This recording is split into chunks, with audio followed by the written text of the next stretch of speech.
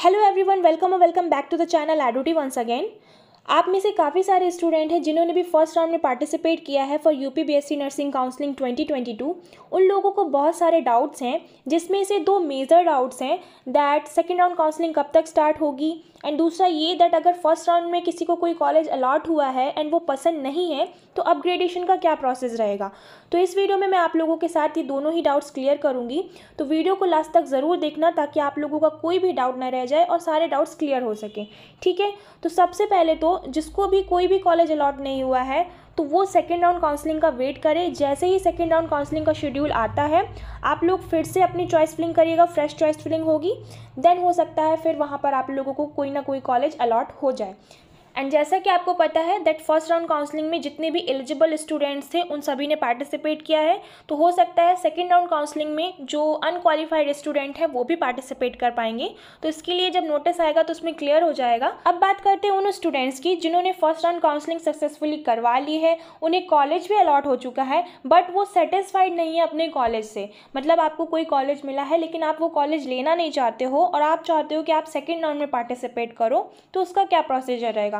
तो देखो, सबसे पहले तो अभी 31 तक जो फर्स्ट राउंड में जो कॉलेज लेना चाहते हैं जिन्हें अलॉट हुआ है उनके पहले एडमिशन्स होंगे, राइट। 31 तक आप लोगों के जो भी फर्स्ट राउंड वाले एडमिशन हो जाएंगे जब, तो उनमें से काफ़ी बच्चे ऐसे होंगे जो एडमिशन लेंगे, काफ़ी बच्चे ऐसे होंगे जो सीट्स छोड़ देंगे या एडमिशन नहीं लेंगे। तो उन्होंने जो सीट्स छोड़ी होंगी तो उनकी वो छोड़ी हुई seats as a vacant seats count होकर पहले उनकी लिस्ट बनेगी कि कितनी वैकेंट सीट्स बची हैं किस किस कॉलेज में। फिर वो लिस्ट रिलीज़ होगा ऑफिशियल वेबसाइट पे नर्सिंग की, तब आप लोग उसको देख पाओगे, तब आपको पता चलेगा कि कौन से कॉलेज में कितना सीट्स वैकेंट बची हैं। फिर उस हिसाब से आप लोग अपनी सेकेंड राउंड काउंसलिंग में पार्टिसिपेट करोगे। बिकॉज अगर आप लोगों को कोई कॉलेज चाहिए और उस कॉलेज में वैकेंट सीट्स बची ही नहीं है तो क्या मतलब फिर सेकेंड राउंड काउंसलिंग में पार्टिसिपेट करने का, राइट। तो इसके लिए पहले आप लोग वैकेंट सीट्स का जो डिटेल है वो रिलीज़ होने दीजिए, उसके बाद फिर डिसाइड करेंगे कि आप लोगों को सेकेंड राउंड में पार्टिसिपेट करना चाहिए या नहीं करना चाहिए। बट अगर आप क्लियर हो, आपको कोई डाउट नहीं है, आप चाहते हो एडमिशन लेना, तो मैं तो बोलूँगी कि आप लोग 28 को जाकर अपना एडमिशन करवा लीजिए जो भी आप लोगों का अलॉटेड कॉलेज है। अभी तो दीपावली की वजह से वैकेशंस हो सकते हैं, कॉलेज बंद हो सकता है, बट 28 से आप लोगों का जो कॉलेज स्टार्ट हो जाएगा, बैंक वगैरह भी ओपन होंगे, तो आप लोग आराम से अपना एडमिशन का प्रोसेस करवा सकते हैं। ठीक है। एंड दूसरी बात ये कि कुछ स्टूडेंट ऐसे हैं कि उन्हें गवर्नमेंट कॉलेज अलॉट हुआ लेकिन वो उससे भी सेटिस्फाइड नहीं है। मुझे काफ़ी बच्चों को ऐसे भी कमेंट आए हैं। एक बच्चे का उसमें ऐसा कमेंट था कि मैम मुझे बस्ती का गवर्नमेंट कॉलेज मिला है बट मुझे ये कॉलेज नहीं चाहिए, तो क्या मैं सेकेंड राउंड में दूसरा कॉलेज मुझे मिल सकता है। तो देखो, जिनको गवर्नमेंट कॉलेज मिला है उनके लिए मैं एक बात बोलूँगी कि अगर आपको गवर्नमेंट कॉलेज मिल गया है और आप सच में टाइम वेस्ट नहीं करना चाहते हो, पढ़ना चाहते हो, तो आप लोग प्लीज़ उसमें एडमिशन ले लीजिए। आप सेकेंड राउंड के काउंसलिंग के चक्कर में पड़िए ही मत। बिकॉज आपको पता है दैट इतने सारे स्टूडेंट्स थे और जो गवर्नमेंट सीट्स थी वो 1100 कुछ सीट्स थी, जैसा कि आया भी था PDF, ऐसी कुछ सीट थी 1100 या 1300 कुछ, राइट। तो उसमें से आधे से ज़्यादा सीट्स तो वैसे ही फुल हो चुकी हैं फर्स्ट राउंड में, और बचे हुए कॉलेजेस की कुछ अगर सीट्स बचती भी हैं, मान के चलो कुछ गवर्नमेंट सीट, मान के चलो आप 200-300 सीट्स बचती हैं, उनमें से कुछ ऐसी सीट्स होंगी जो फर्स्ट राउंड वाले छोड़ेंगे, तो वो छोड़ी हुई सीट्स आप बचती हैं, तब आपको चांसेस है कि आपको सेकेंड राउंड में वो कॉलेज मिल सके। एंड ज़रूरी नहीं है कि जो कॉलेज आप लेना चाहते हो तो सेकेंड राउंड में वो आपको मिल ही जाएगा, क्योंकि आप खुद सोचो, आपने अपनी चॉइस फिलिंग अच्छे से फर्स्ट राउंड में भी की होगी, राइट। अपने मार्क्स के अकॉर्डिंग आपने जो भी प्रायोरिटी आपको देना था आपने फर्स्ट में वही फिल किया होगा जो आपको चाहिए था। बट अगर आपको फर्स्ट राउंड में ही वो कॉलेज अलॉट नहीं हुआ है तो सेकेंड राउंड में उसके अलॉट होने के चांसेस बहुत ही कम हैं, और वो भी तब है जब कोई फर्स्ट राउंड वाला बच्चा उसको छोड़ दे तो वो सीट्स खाली हो, तब शायद आपको वो मिल पाए।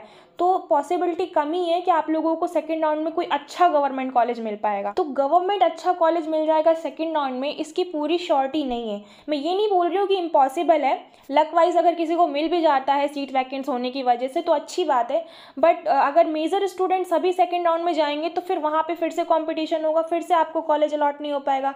तो क्या मतलब फर्स्ट राउंड वाला कॉलेज जो आपके हाथ में आया वो भी जाएगा और सेकेंड राउंड में भी पता चला आपको कोई अच्छा कॉलेज नहीं मिला, तो फिर आप लोगों की काउंसलिंग ही बेकार हो जाएगी। एंड साथ ही साथ अगर आप फर्स्ट राउंड वाले अलॉटेड कॉलेज से सेटिस्फाइड नहीं हो और सेकेंड राउंड में जाते हो तो उसमें आपको फिर सिक्योरिटी मनी का भी झंझट होगा, वो सिक्योरिटी मनी फिर से आपको डिपॉजिट करनी पड़ेगी।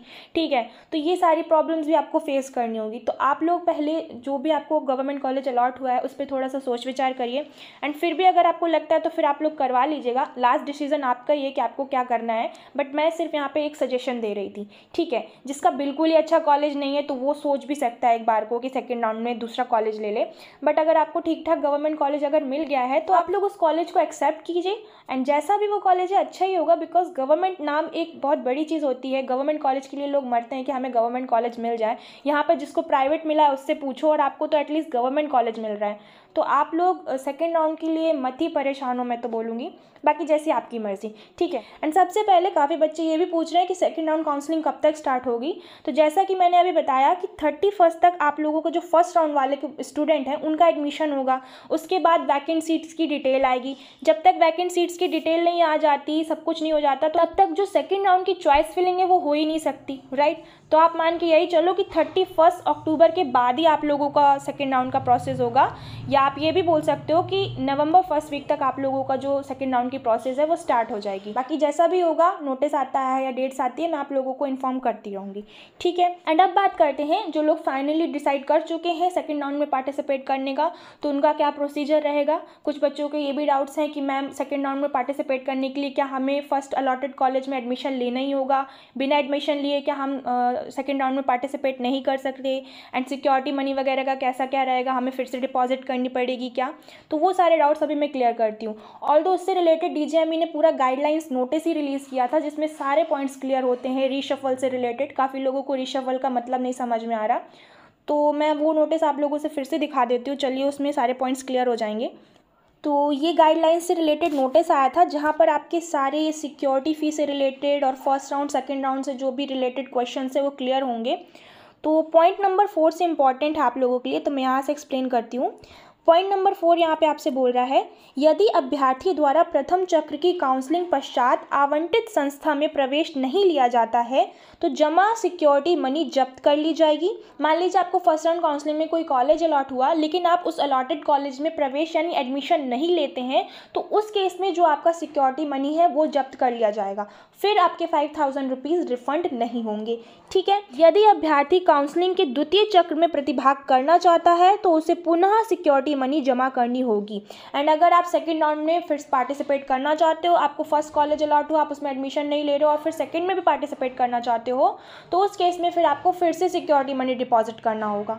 एंड फिर यहाँ पे 5th नंबर पॉइंट लिखा है, प्रथम चक्र की काउंसलिंग से आवंटित अभ्यर्थी प्रवेश प्रक्रिया पूर्ण कराने के उपरांत ही, पॉइंट टू बी नोटेड, इससे रिलेटेड काफ़ी सारे क्वेश्चन आ रहे थे कि मैम हम फर्स्ट राउंड में कोई कॉलेज अलॉट हुआ है तो क्या एडमिशन लेना ही पड़ेगा, बिना एडमिशन कराए क्या हम सेकंड राउंड में पार्टिसिपेट नहीं कर सकते। उन क्वेश्चंस के लिए ये आंसर है। आप लोग ध्यान से इस पॉइंट को समझिए। यहाँ पे लिखा है प्रवेश प्रक्रिया पूर्ण कराने के उपरांत ही द्वितीय चक्र की काउंसलिंग द्वारा सीट अपग्रेड हेतु अर्ह होंगे।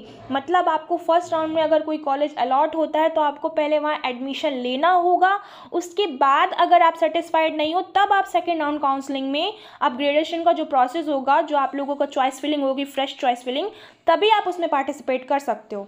तो इस पॉइंट से आप लोगों का आई होप ये डाउट तो क्लियर हो गया होगा। यहाँ इन्होंने क्लियरली लिखा है कि अगर आप सेकंड राउंड में फिर से अपनी चॉइस फिलिंग करना चाहते हो दूसरा कॉलेज के लिए, तो उसके लिए आपको पहले वाले अलॉटेड कॉलेज में एडमिशन लेना ज़रूरी है। पॉइंट नंबर 6 लिखा है, प्रथम चक्र की काउंसलिंग से अनावंटित प्रवेशित अभ्यर्थी द्वितीय चक्र की काउंसलिंग में प्रतिभाग कर सकेंगे।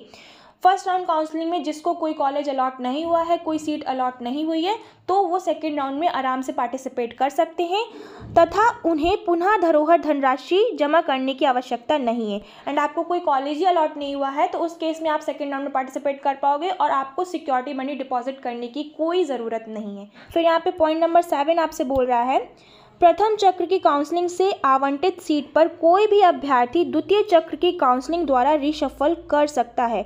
रीशफल क्या होता है, काफ़ी बच्चे ये पूछते हैं। तो रीशफल का मतलब होता है फेरबदल। फेरबदल मतलब कि मान लीजिए कोई फर्स्ट राउंड में आपको कोई कॉलेज मिला, आपको वो नहीं चाहिए, तो दूसरे राउंड में आप अपनी चॉइस फिलिंग में वो उसका फेरबदल कर सकते हो, आप दूसरा कोई कॉलेज चूज़ कर सकते हो, ठीक है। इसका मतलब ये है। तो प्रथम चक्र की काउंसलिंग से आवंटित सीट पर कोई भी अभ्यर्थी द्वितीय चक्र की काउंसलिंग द्वारा रीशफल कर सकता है। तो जिसे फर्स्ट राउंड में कोई कॉलेज अलॉट हुआ है, अगर वो नहीं चाहता है तो सेकेंड राउंड काउंसलिंग में वो उसको बदल सकता है, ठीक है। द्वितीय चक्र की काउंसलिंग से रीशफल होने के उपरांत पूर्व में आवंटित सीट रिक्त होकर किसी अन्य अर्ह अभ्यर्थी को आवंटित हो जाएगी।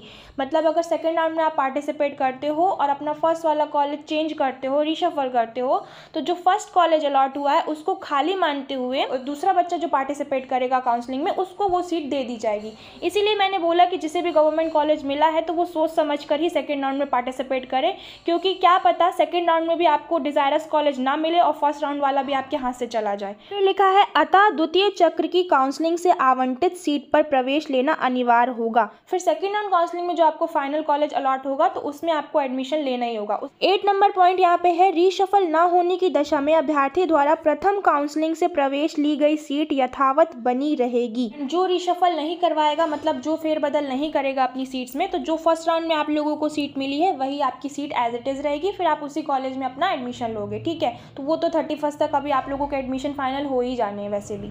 फिर पॉइंट नंबर 9 आपसे यहाँ पे बोल रहा है, काउंसलिंग की प्रक्रिया समाप्त होने के पश्चात ही प्रवेशित अभ्यर्थियों को धरोहर धनराशि यानी सिक्योरिटी मनी वापस की जाएगी। काफ़ी बच्चों का ये क्वेश्चन आया था कि मैम जो हमारी सिक्योरिटी मनी डिपॉजिट हुई है वो कब मिलेगी। तो इस पॉइंट से ये क्लियर होता है दैट जब काउंसलिंग की प्रोसेस पूरी फिनिश हो जाएगी, मतलब जब finally second round mop up round सारा खत्म हो जाएगा सब कुछ, तभी आप लोगों का जो सिक्योरिटी मनी है वो रिटर्न होगी। फिर 10 नंबर पॉइंट है, काउंसलिंग में अभ्यर्थी को सीट आवंटन न होने की दशा में धरोहर धनराशि सिक्योरिटी मनी वापस कर दी जाएगी। एंड मान लीजिए आपको फर्स्ट राउंड में कोई कॉलेज अलॉट नहीं हुआ, सेकंड में भी मान लीजिए इनकेस अगर आपको कोई कॉलेज अलॉट नहीं होता है तो उस केस में भी आपकी जो सिक्योरिटी मनी है वो वापस की जाएगी, ठीक है। तो उसके लिए वेबसाइट पे लिंक आएगा, जैसा भी आपको वहाँ पे रिफंड क्लेम करने का मैं प्रोसेस बता दूंगी, तो वहाँ से फिर आप लोग अपना जो सिक्योरिटी मनी है वो वापस ले लेंगे, ठीक है। फिर यहाँ पे 11 नंबर पॉइंट आपसे बोल रहा है, ऐसे अभ्यर्थी जिन्हें द्वितीय चक्र की काउंसलिंग के उपरांत प्रथम चक्र में आवंटित सीट ही पुनः आवंटित हो जाती है तो उसे द्वितीय चक्र की काउंसलिंग के पश्चात पुनः प्रवेश प्रक्रिया पूर्ण करनी होगी, अन्यथा की दशा में उसका आवंटन निरस्त माना जाएगा और उक्त सीटों को रिक्त मानते हुए मॉप अप राउंड द्वारा आवंटित कर दिया जाएगा। मतलब आपको फर्स्ट राउंड में मान लीजिए जीएसवीएम मिला, आप उससे सेटिस्फाइड नहीं हो, आप वहाँ नहीं जाना चाहते हो, आप सेकंड राउंड में पार्टिसिपेट करते हो, सेकंड राउंड में आपको फिर से जीएसवीएम मिल जाता है तो फिर आपको वहाँ एडमिशन फाइनली लेना ही होगा। अदरवाइज अगर आप ऐसा नहीं करते हो तो उस सीट को खाली मानते हुए मॉप अप राउंड में जो बच्चे पार्टिसिपेट करेंगे उसे वो सीट दे दी जाएगी, ठीक है। तो सेकंड राउंड में भी अगर आपको सेम कॉलेज अलॉट हो जाता है तो फिर आपको वहाँ एडमिशन लेना ही होगा। फिर यहाँ पे पॉइंट नंबर 13 है, उन लोगों के लिए जो बच्चे पूछ रहे हैं कि सेकंड राउंड में क्या हमें फिर से रजिस्ट्रेशन करवाना पड़ेगा। तो यहाँ लिखा है, द्वितीय चक्र काउंसलिंग हेतु ऐसे अभ्यर्थी जिन्होंने प्रथम चक्र काउंसलिंग में अपना रजिस्ट्रेशन करा लिया है उन्हें पुनः रजिस्ट्रेशन कराने की आवश्यकता नहीं है। जिसने भी फर्स्ट में करवाया तो सेकेंड के लिए उसको फिर से रजिस्ट्रेशन करवाने की ज़रूरत नहीं है, वही रजिस्ट्रेशन आपका सेकेंड के लिए भी वैलिड माना जाएगा, ठीक है। ऐसे अभ्यर्थी जिसके द्वारा प्रथम चक्र की काउंसलिंग हेतु रजिस्ट्रेशन तो करा लिया गया परंतु किसी कारणों से रजिस्ट्रेशन शुल्क धरोहर धनराशि नहीं जमा कर सकते हैं, वह निर्धारित रजिस्ट्रेशन शुल्क धरोहर धनराशि जमा कर द्वितीय चक्र काउंसलिंग प्रक्रिया में प्रतिभाग कर सकते हैं।